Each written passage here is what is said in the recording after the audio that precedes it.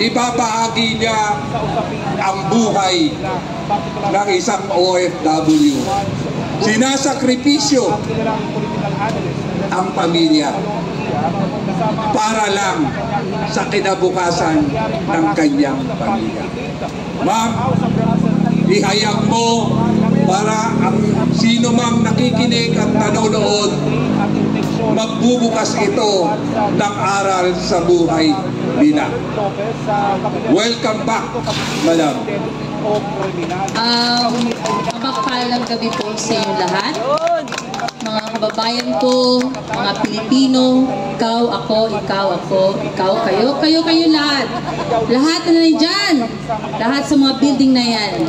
Naka-livestream po mga vloggers, ang PTV nandito, ang SMNI. Ako po ay isang OFW for 20 years. Salamat po. Masasabi ko po na ako isang proud na OFW at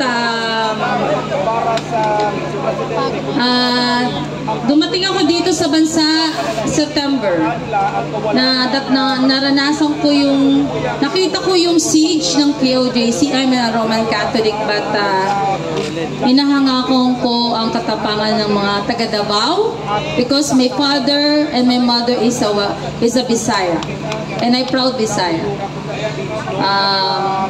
And I'm proud Filipino, of course. So, ganito yon. Bothered ako. Kanina pa ako bothered. Why? Because, hindi dahil, hindi na yung pinaglalaban natin mga kababayan, ito na yung para sa kinabukasan ng mga anak nyo, ng susunod henerasyon. Am I right? Kasi, nandito tayo dahil ayaw na natin yung ginagawa ng gobyerno. So, pinaparating natin sa House of Crocs, dati ginagalang natin the House of People. Now we're calling them the House of Crocs, not the House of Representative, right? Tama? Okay.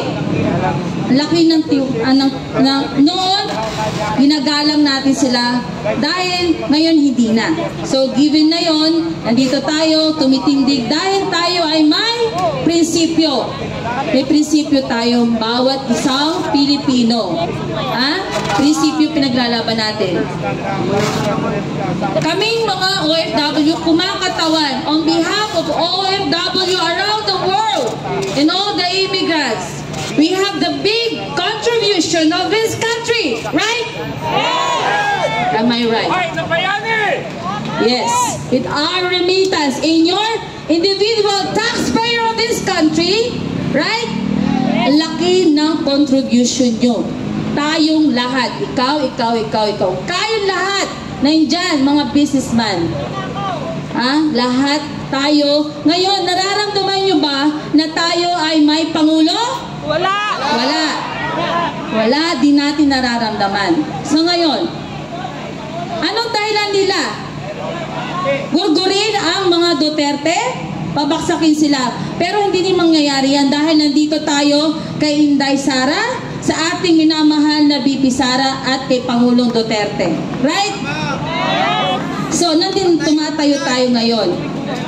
Tumatayo tayo dito dahil tayo ay Pilipino. Pinaglalaban natin ang bayan nating minamahal at ang ating pamilya na ayaw natin na malugmok sa kahirapan. Ang mga Pilipino, pinaparating natin. May mga tao pa rin na sarado pa rin ang pag-iisip. Tama, sarado pa rin sila hanggang ngayon.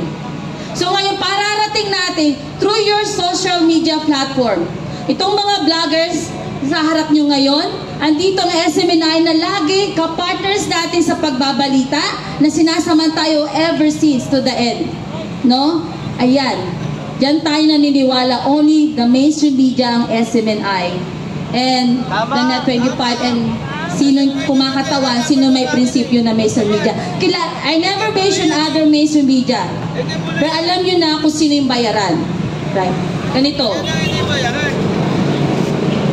Yung mga pahayag ni Inday Sara ay pahayag ng isang kaibigan, isang BP Sara na nagmamahal sa atin, tumitindig sa atin, We salute you, VP Inday Sara, dahil nandiyan ka para sa aming lahat, para sa mga Pilipino. Isa siyang kaibigan, isa siyang ina, isa siyang leader, strong leader. No? So, sinabi nyo kanina, wala kayong nararamdaman na Pangulo. Yes! Wala tayong nararamdaman na Pangulo. Nararamdaman natin na leader, si Inday Sara lang. Ang tumatayo, tumitindig sa ating mga Pilipino. Tama? Okay. Sino ang Pangulo, higit sa lahat sa history ng Pilipinas, ang nagbigay ng dangal at malasakit sa mga OFW? Sino? Si Pangulo Duterte lamang! Duterte! Duterte! Duterte! Duterte! Duterte! Pag kami humaharap sa mga ibang lahi, sa ibang lugar na pinupuntahan namin, during the time of leadership of Pangulong Duterte, proud kami mga OFW. Sino presidente mo? Pangulong Duterte. Proud ka, di ba? Ngayon, proud ka ba Pangulo mo si Bongbong Marcos? Yeah, real talk lang tayo mga kababayan. May kapatid akong pulis, hindi ko nilalahat ang mga kapulisan dahil sila nagpoprotekta sa ating bansa. Hindi lahat yan ay masasama, hindi lahat yan ay kurakot. Ginagampanan nila ang trabaho nila, pero ang ilan sa kanila nababayaran din. Ginagamit ng mga politikong itong mga buhaya. Ako, may kapatid akong pulis. Siya ay mabuting pulis. Tama! Mabuhay ang mga mabubuting pulis! Huwag natin sila ay nandyan para sa atin. Pero hindi lahat. Ang iba sa kanila ay nagagamit ng mga politikong buhayang ito. Yun ay real talk lang. Kasi yun ang totoo. Diba? Dahil ano? Sa pera, greedy, sa pangyarihan, diba? Si Martin Romualdez, tambaluslos. Kaya tambaluslos, lahat sila tambaluslos, mga kapatid. Hindi lang si Tamba, hindi lang si Martin Romualdez. Ang kapal ng mukha niya, hindi siya binoto ng milyong-milyong Pilipino. Nanalo lang siya sa district niya at alam nyo paano siya nanalo? Dahil nagdaling na sa bibig ni Inday Sara, kaya siya nanalo dahil sa pera, sa power, pananakot, sa mga katunggali niya. Kaya nananawagan kami sa mga kababayan sa Tacloban ng 1st District. Nene Bacale, iboto nyo siya. Siya ang papatumba kay Tambaluslos, kay Martin Romualdez. Kung gusto nyo ng pagbabago, kayo dyan sa Tacloban, huwag nyo nang ibalik. Ang lantikada na sila dyan, ang palengke ng Tacloban ay dugyot. Lubak-lubak. Ang kalsada ng Tacloban, mabaho. Walang concrete na kalsada. Walang maayos na parking. Maputik. Yan ang sinasabi. Paulit-ulit namin sinasabi sa mga live namin. Kasi vlogger din ako, OFW vlogger din ako. Sinasabi namin sa every time live namin, ito, yung mga yan, i-follow nyo lahat sila. I-follow yung mga vlogger na yan, mga political vlogger na yan. At ito pa, Mr. President, huwag mo nang hintayin pa na kaming lahat ay kalagkarin ka pababa ng Malacanang. Huwag mong hintayin na nangyari sa itay mo, sa tatay mo ay mangyari sa'yo. The history will repeat itself. Dahil kakampi natin ang Panginoon Diyos, ang Panginoon Diyos ay hindi natutulog. Kakampan nila ang demonyo. Si Satanas nandoon sa loob ng Malacanang. Nandoon sa loob ng Congress, the House of Rocks. Mga kabayan, kaya ko sinasabi to dahil ako isang Pilipino. Pilipino ka. Pilipino ka. Wala ka bang pake? Wala kang pake sa mga sa paligid mo? Yung mga kabataan ngayon nawawala, binabalita ba yan sa mainstream media? Ayan, gusto ko i-brout out ngayon dyan mga kapatid. Napalangga. Hindi binabalita ang mga nawawalang kabataan. Tama. Dahil doon sila nakafocus sa House of Crook, sa demolition job nila sa mga Duterte at sa mga alay na to. Sino ang kakampi ng mga Duterte? Pinapatumba nila. Diyan sila nakafocus.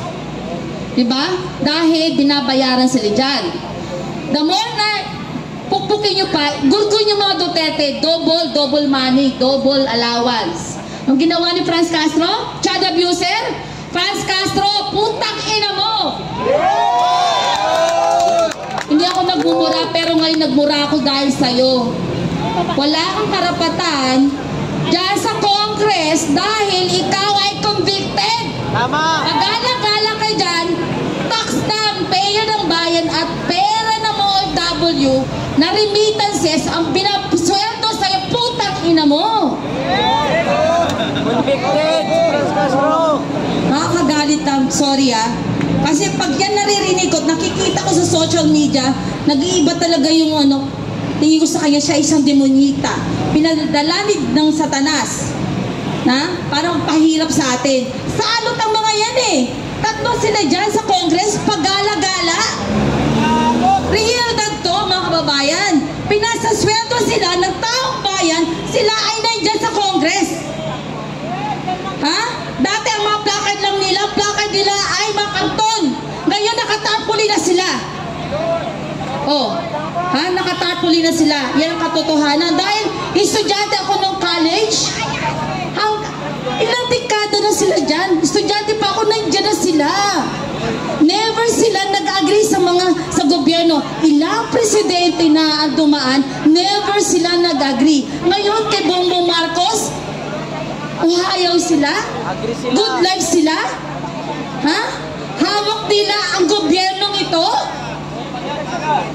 Yeah, you're right. Bayad sila. Pinupunduhan sila. Kaya kasi katapang ang kapal ng mukha niya, child abuser. Nagkikidnap ng mga kabataan, dinadala maging mamundo. Kaya si Raul Manuel, pumunta ka dito sa panikitang bakla ka. Tama. Bakla mo? Mag-TikTok ka na lang, hayop ka. Wala ka nang ginawa sa bayang ito. Yung mga yung galing-galingan sa Congress, hindi naman kayo abogado. Ang gawain nyo, gumawa ng batas. Hindi kayo huwes, hindi kayo korte. Gumawa kayo ng batas para sa mga mamamayang Pilipino. Anong kagaganda ng bayang ito? Para sa maliliit. Ayan ang trabaho nyo. Hindi nyo trabaho para maging judge. Tama. Tama mga kapatid, mga palangga? Hindi nila alam trabaho nila. Ang trabaho nila ay gumawa ng batas para sa bubuti ng bawat Pilipino. Kayo dyan, kayo lahat dyan. Ikaw nanonood, kayong lahat. Tandaan nyo, sila ay mga trabahador lang natin. Sila ay pinapasweldo natin. Mga tax na nyo. Tapos ginaganito nila tayo? Ginaganito nila tayo, kinakawawa nila tayo. Kaya nga kami nandito, nananawagan kami. Huwag kayong manahimik na lang. Hindi nang gagaling kay VP Sara na mag-revolution tayo. Hindi mang gagaling sa kanya yan. Sa ating magsisimula yan. Ang tunay na power. Ang tunay na pagkakaisa. This is the right time. Yung ginagawa sa ating pinakamataas na Pangulo, pangalawang Pangulo ng Pilipinas, pinakamaraming boto, ginagayang bastos yung isang pulis kanina. Ang kunting na masaktan yung pinakamagandang leader natin. Sino di mga kamura doon? Paano kung masaktan si VP Sara? Putang ina talaga, hayop yun. Sino hindi makakaano doon? Kahit sino. Pinakamagaling na nagtatrabaho sa gobyerno, si Inday Sara lang.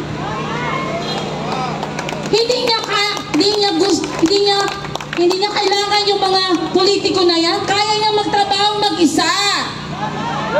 Kaya nandito tayo para sa kanya. Intindihan niyo ba yun? Yes. Pinaparating ko sa inyo, mga kababayan ko, mga nanonood, protektahan natin si Inday Sara. Kasi naganganib po ang buhay niya. Nagsalita man siya ng gano'n dahil galit na siya. Puno na ang salot. Dapat nang kalusin. Huwag na tayong papayag na ginaganito ang pinakamamahal nating si Inday Sara. Papayag ba tayo, mga kababayan ko? Ang dalangin ko, alam ko may pag-asa. Huwag tayo mawala ng pag-asa. Manindigan tayo, may prinsipyo tayo. Huwag tayong titigil. Ito ay simula ng ating pagkakaisa na alam ko, lahat ng mga Pilipino dyan ay busy sa kanilang mga trabaho. And they will be enlightened more and continue more. Ma-enlighten sila sa ating mga pahayag na ito. At huwag tayong titigil. Huwag kayong mapapagod. Kasi hindi ako napapagod, hindi ka napapagod, hindi kayo lahat napapagod, di ba? Pero protektahan natin si Inday, si BP Sara. Sino ba magpoprotekta sa kanya? Tayo, di ba? Kung paano siya, mag-isa lang siya sa, tumati siya na tandaan yung umati siya ng house of hearing na yan. Mag-isa lang siya, karap yung mga buhayan na yun. Paano niya yun hinarap? Dahil may tapang at prinsipyo siya. May pagmamahal siya, may malaki siyang puso.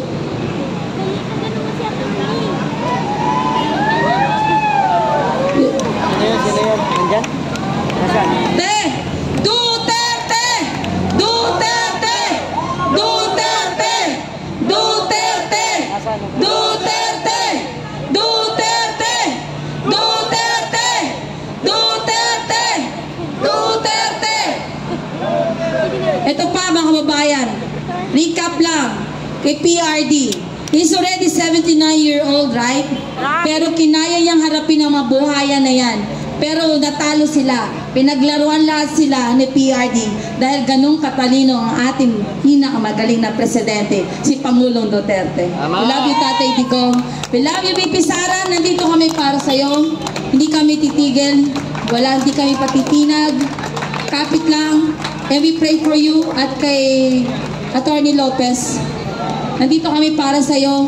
And mabuhay po kayo lahat na nandito ngayon. Mabuhay ang mga Pilipino. Mabuhay po kayo lahat. Ay, ako nga pala si Banateros, La Arnie Vlog 2.0 sa YouTube channel at sa TikTok. Ako po si La Arnie Santos. Ako po isang OFW, proud OFW, isang Pilipino. Mabuhay po kayo.